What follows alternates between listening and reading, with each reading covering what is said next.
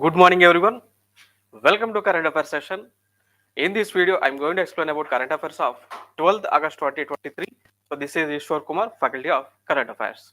So, in this video, I'm going to explain about major important issues like British era Indian laws. Then we will discuss about PM and MP issue. Then after that, new space port. Okay.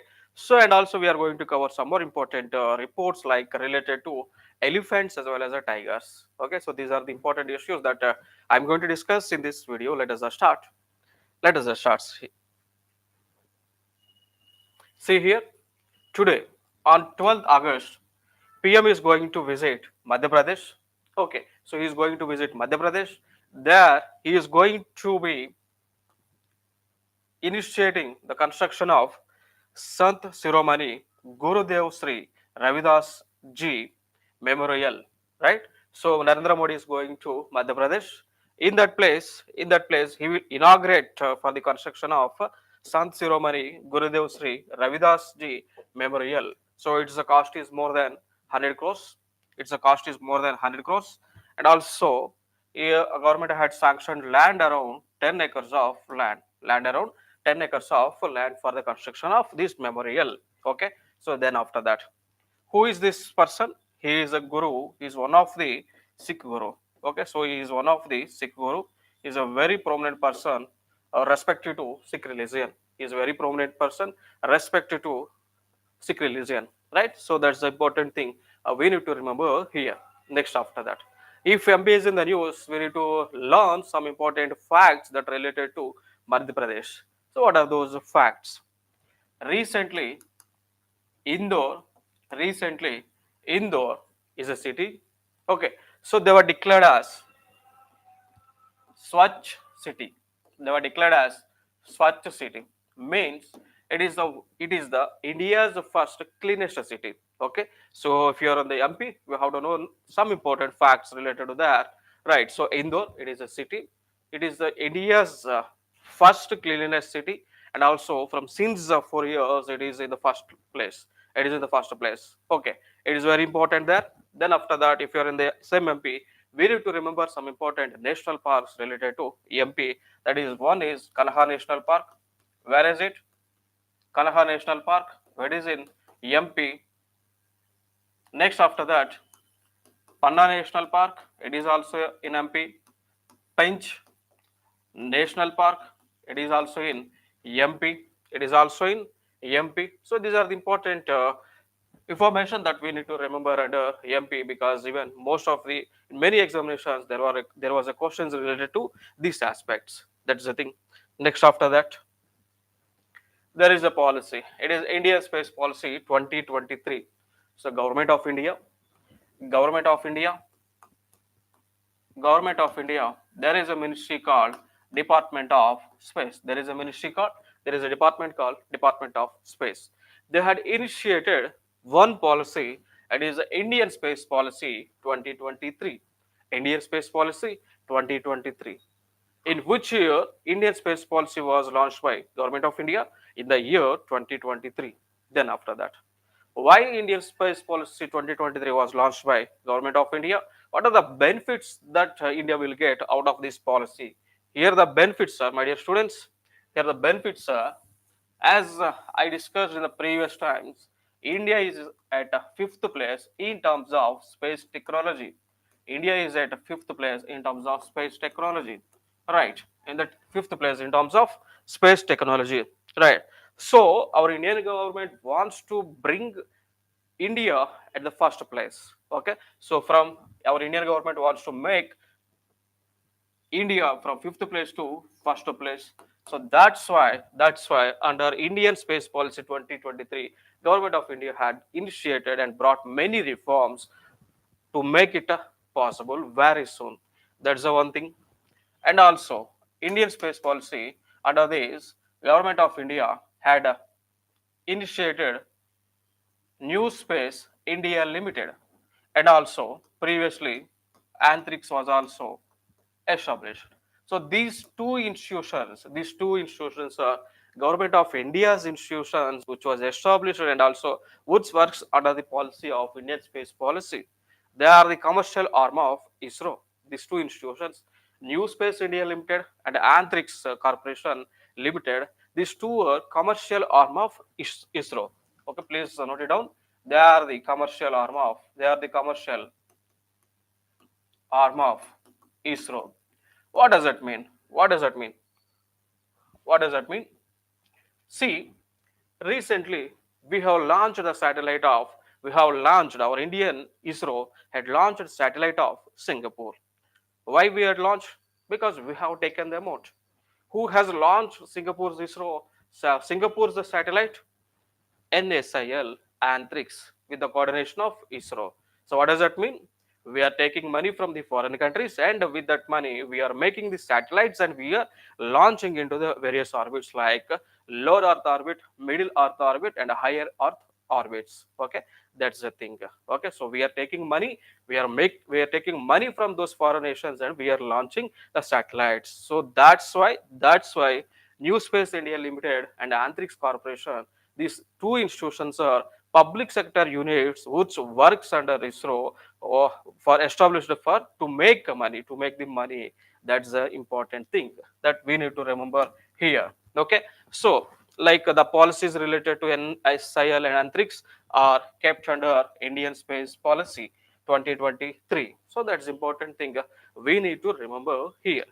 Then after that, and also under the same policy, our India government had developed Indian National Space Promotion and Authorization Center. It is known as INSPACE. So what does that mean? Indian National. So means our Indian. Space means Antariksh. Promotion means encouragement. Okay. Authorization. It is a certificate. Okay. Acceptance center. Okay. So finally, INSPACE is a center. INSPACE is a center launched by ISRO, which follows on the guidelines of Indian Space Policy 2023 to accept like it is a policy, it is institution to accept the launching vehicles proposal. Okay, so it is a policy. So if any satellite need to be launched into the orbits, then this agency need to give approval. This agency need to give approval and also it need to give permission. Okay, so for example, our ISRO scientists want to launch Chandrayaan 4, then which institution, which authority has to give permission to that scientist to launch Chandrayaan 4? It is the institution. So what is it? Indian National Space Promotion and Authorization Center. Okay, even this institution works under the policy of Indian Space Policy 2023. And for that, Government of India had allocated 10 crore, 33 crore, and recently 95 crore rupees. Then after that, on the same policy, Government of India had established one satellite launching vehicle center where it is in Tamil Nadu. Here the exact place is Kulashekara Pattinam. Here the exact place is Kulashekara Pattinam. Okay, Kulashekara Pattinam. Right. So that's important. Here the that a place name is means that agency name is New Spaceport. So finally, you have to remember that New Spaceport was launched in which of the following state? It is in Tamil Nadu. What is the purpose of New Spaceport? Its purpose is to launch small satellite launch vehicles. Its purpose is to launch small satellite launch vehicles. It is one of the wing of ISRO. It is one of the wing of ISRO. So please remember it. Very, very, very, very important aspects. Okay, very, very, very important aspects. And already we have launching pads like which is located at Satish Dhawan Space Center, which is in Nelluru. It is a launch pad for GSLV and PSLV satellites. And also we have one launch center, that is a Vikram Sarabhai Space Center, which is located in Tirunanthapuram of Kerala. Okay, so these are the launch pads that already we have in India, and additionally we had started new spaceport for to launch a small satellite launch vehicles. Okay, so right, it is a place, and from here, government and ISRO will going to launch satellites like 5 kgs, 10 kgs, 7 kgs, 2 kgs, like that weighted satellites, and the distance is almost 100 kilometers, 200, like that. Means a very small distance, and their payload is also very less. Payload is less, distance is also less. Okay, so there comes under small satellites, and it will be launched where? From space, new space port. Okay, then after that, even under the same policy, government of India, ISRO had government of India had launched a laser interferometer gravitational wave observatory. So it is also known as LIGO India. It is also known as LIGO India. What is the main objective of it? This institution, this observatory, it was established to detect gravitational waves, to detect to detect gravitational waves to detect gravitational waves which are present in space. Okay, so with this agency, we are going to detect gravitational waves. We are going to detect about gravitational force. Okay, as of now, already we know that gravitational force is 9.8 meters per second square. Okay, 9.8 meters per second square, like that. And also this institution, this organization will work under Department of Atomic Energy. So for that 2600 crore rupees was sanctioned. And after that, and if you see some ISRO centers and units in India, okay, so if you go into Nellore, Andhra Pradesh, we will find Satish Dhawan Space Center. It is a star. And in Hyderabad we have National Remote Sensing Center. In Bhopal, we have Master Control Facility. In Mahendragiri, Tamil Nadu, we have ISRO Propulsion Complex. And Tirunanthapuram, Kerala, we have ISRO Heritage. We have ISRO Inertial Systems Unit, Liquid Propulsion Systems Center, Vikram Sarabhai Space Center. And after that, Bengaluru, we have Department of Space and ISRO headquarters. So where is the headquarters of ISRO? Bengaluru. Where is the headquarters of DRDO? Delhi. Okay, please remember it. And human space flight center, it is also in Bengaluru. Next, ISRO telemetry tracking and command network, it is also in Bengaluru. Laboratory for electro optic systems, Bengaluru. UR of Satellite Center, it is also in Bengaluru. So these are the places. And also in Ahmedabad, Gujarat, we have Development and Educational Communication Unit, DECU, Space Application Center, SAC. It is in Ahmedabad, Gujarat. Okay. So please remember, they are the very important places that we need to remember here. And coming to here, in the Dehradun, we have Indian Institute of Remote Sensing, Indian Institute of Remote Sensing, IIRS. Okay, so where is it? It is in Dehradun. So please remember it. These are the important ISRO centers and units in India. Then after that, our Indian government, Indian government had started UDAN scheme on 21st October 2016 under Ministry of under Ministry of Civil Aviation. Under Ministry of Civil Aviation, its motto is, the scheme's objective is, UDAN scheme's objective is, it is a regional connectivity scheme.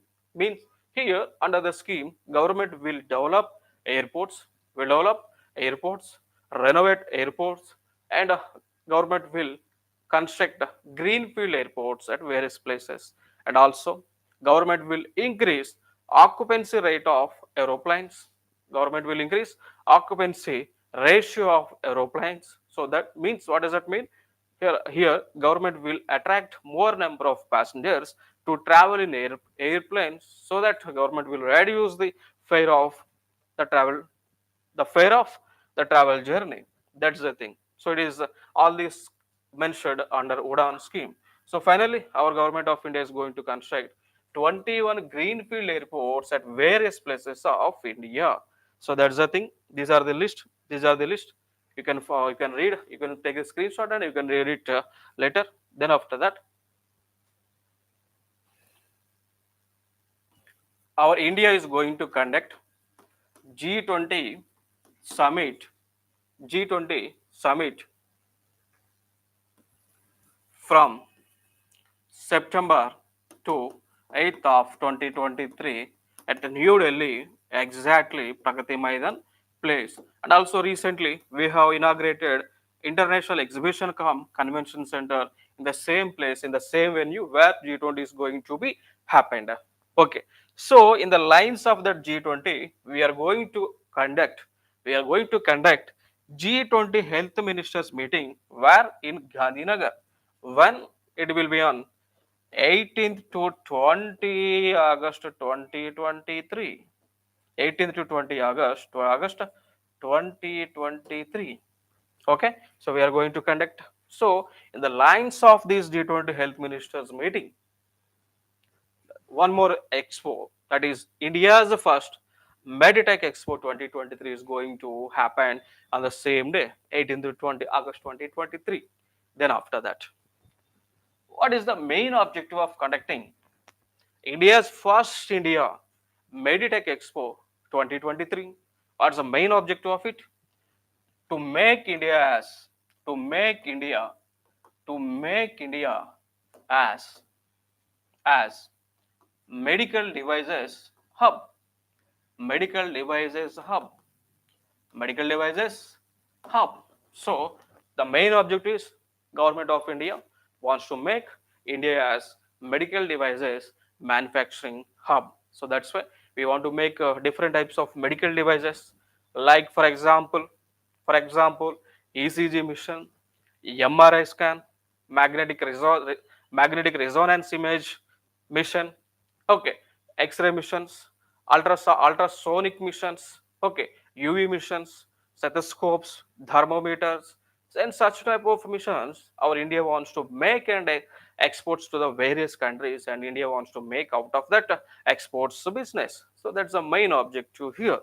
So that's why India is going to conduct first India Meditech Expo 2023. So that's the thing. That's the thing. So finally, to encourage investment, to bring FDI into the foreign nations, to make these medical devices, and also to get the technology transfer from various medical hub countries. Okay, and also to increase the exports. That's the main ambition here. That's the thing. Next, after that, Kerala is going to be called as Keralam. Okay, so simple thing. It is the old name of Kerala. Now Kerala is going to be called as Keralam. M is going to add beside of A. So now Kerala will be called as, means in the future Kerala will be called as Keralam. So it is the state that going to change its name. Previously there is a one state. Even that state was also changed its name. It is a Varisa. It is a Varisa. So Varisa has changed its name into Vadisa, right? Vadisa.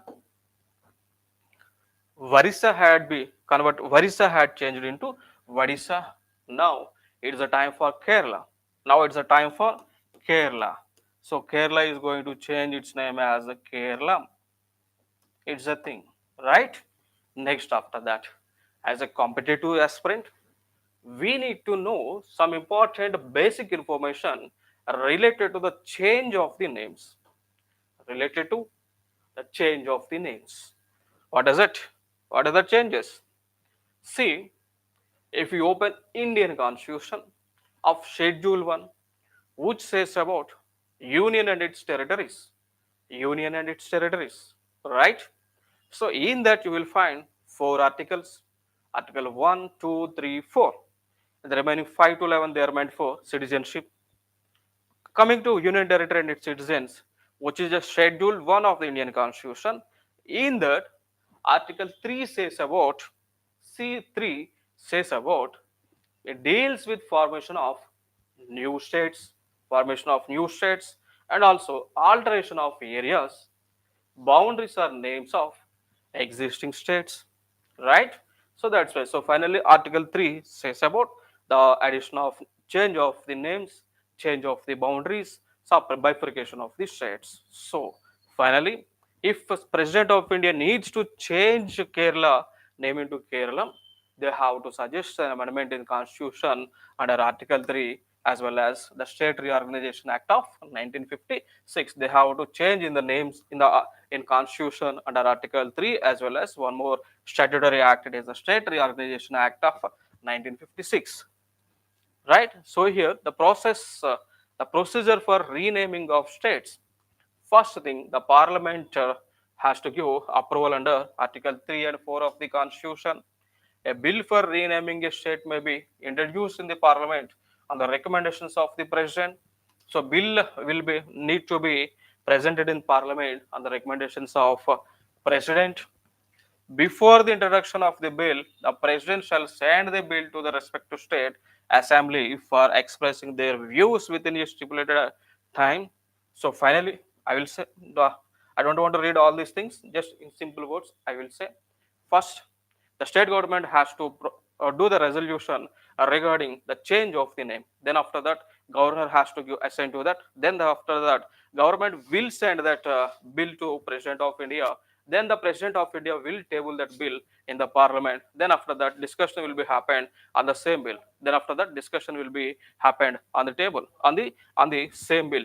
Then after that, the Parliament will give the approval for it, and for that, simple majority is needed. And if Parliament gives the support for that bill by the simple majority, then President will give approval to that bill. Then that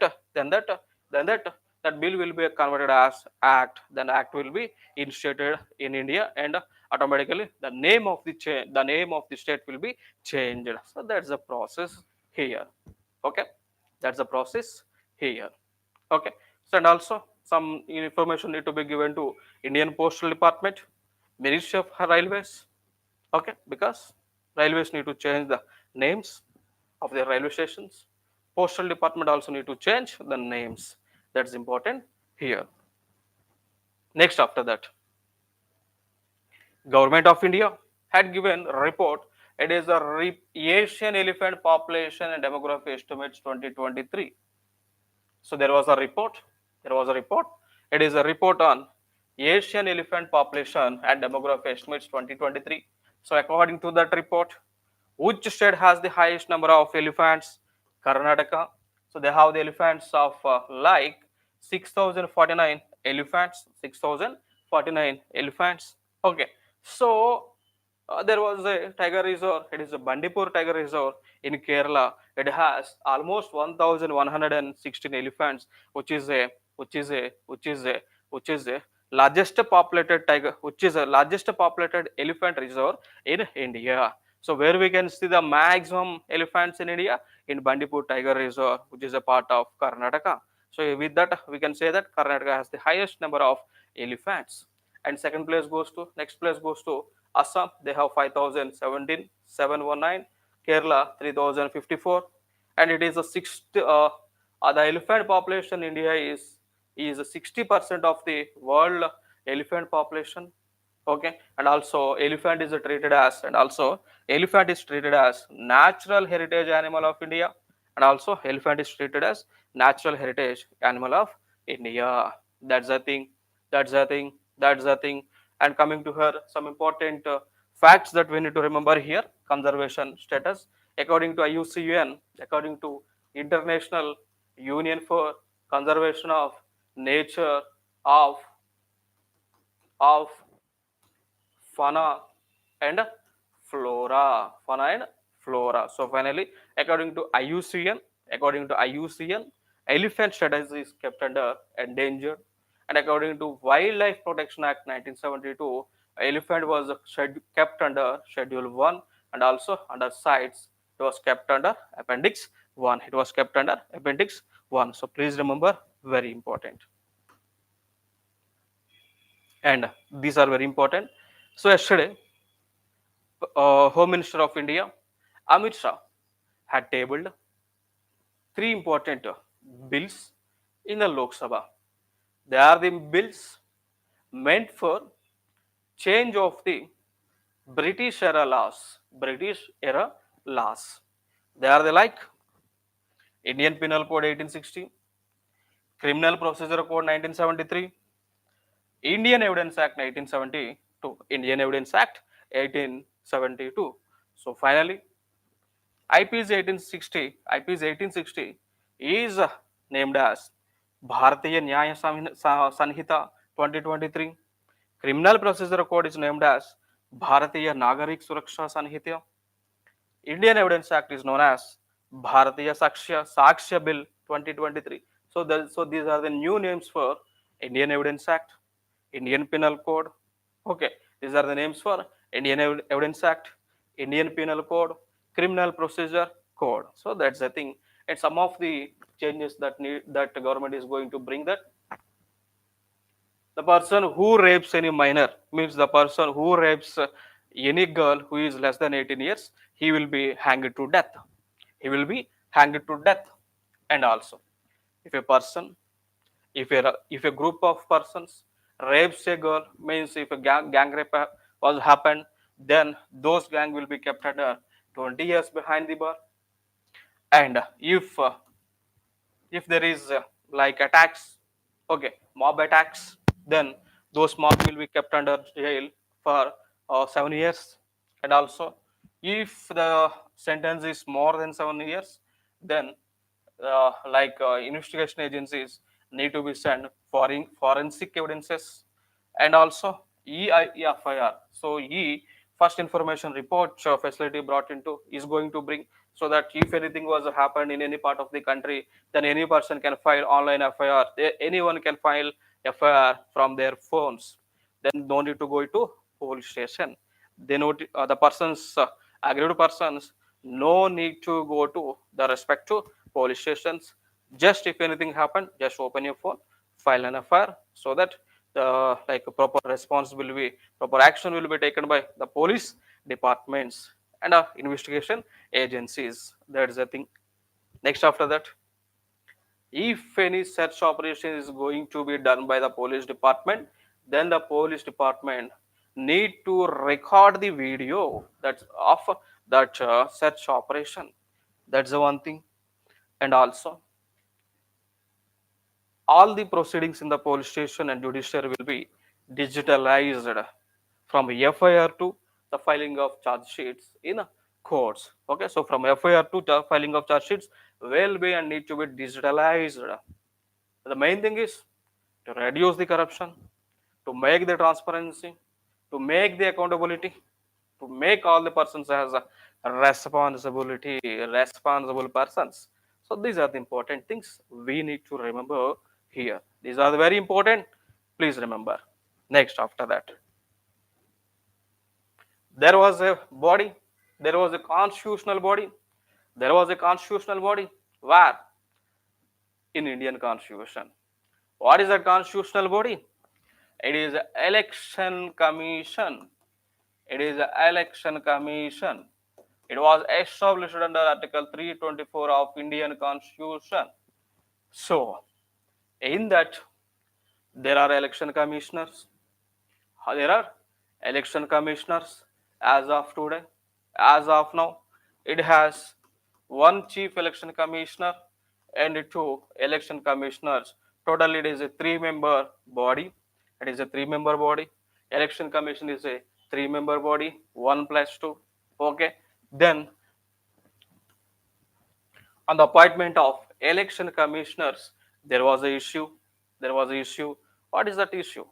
Recently, Supreme Court of India on March 2023 had given the judgment that, had given, constitutional bench had given the judgment that that that CEC and EC electing panel should comprises of 3 members, and those 3 members are PM of India,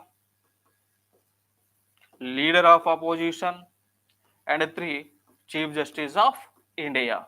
So on March 2023, Supreme Court of India had given the judgment that, so these 3 members should elect election commissioner for India to conduct elections at various levels, like to elect MPs and MLAs for the various houses. That's the thing. That's the thing. Then why it is in the news? Government of India had tabled a bill related to the panel of these 3 members. So what is it? What is that bill here government of India wants to remove CJI from this panel, and government of India want to add cabinet minister, cabinet minister, and that cabinet minister need to be nominated by whom, by whom, nominated by Prime Minister of India. So that's the thing. So finally our government of India wants to make only 3 persons, these 3 persons, who are those: Prime Minister of India, leader of opposition, and cabinet minister, and cabinet minister appointed by whom, nominated by Prime Minister of India. So that's a bill. So it's a bill related to that. Okay. Then after that, when the President of India gives approval for this bill, then it will become an act. So from then on onwards, CJI will come out, the panel, election panel, and the new person nominated cabinet minister will be into that panel. So that's the thing. So please remember, these are the important information, and also we need to remember some important facts related to election commission. That is, who is the present election commissioner, chief election commissioner of India? He is Raju Kumar. He is the present CEC, and his tenure is 65 years, up to 65 years, or else 6 years of tenure. So he will be in the chair up to he reaches of 65 years, or else up to 6 years of age, 6 years of period, 6 years of tenure. Okay, that's the thing. So, and also one more important thing we need to remember, that our government of India, through 61 Constitutional Amendment Act, had reduced the age of right to vote, from 21 to 18 years. 21 to 18 years. So, on which constitutional amendment act government of India had reduced the right to vote from 21 to 18 years? It is a 61 Constitutional Amendment Act, which was done in the year 1989. Please remember that. And also, what is the minimum age to be registered as voter in India? It's 18 years of age. It's 18 years of age. Then we can discuss many things related to only an election commission, but it is not a polity class, just it is a current affairs class. So we are stopping related to these aspects. So please remember this information, it's enough related to current affairs. So with that, we have done with today's current affairs. The next video we will come up with some more interesting facts which are very important for the various competitive examinations. With our video classes, you can appear for Union Public Service Commission, Staff Selection Commission, upcoming notification related to Railway Recruitment Board, and also you can appear for APPSC, TSPSC, Gurukul, TET, DSC, AP Constable, AP SI, as well as TS exams. So that's important thing. So what you have to do, please like, share our YouTube channel, and also share this YouTube channel to your friends so that they will be benefited out of our classes. Thank you so much. This is Eswar.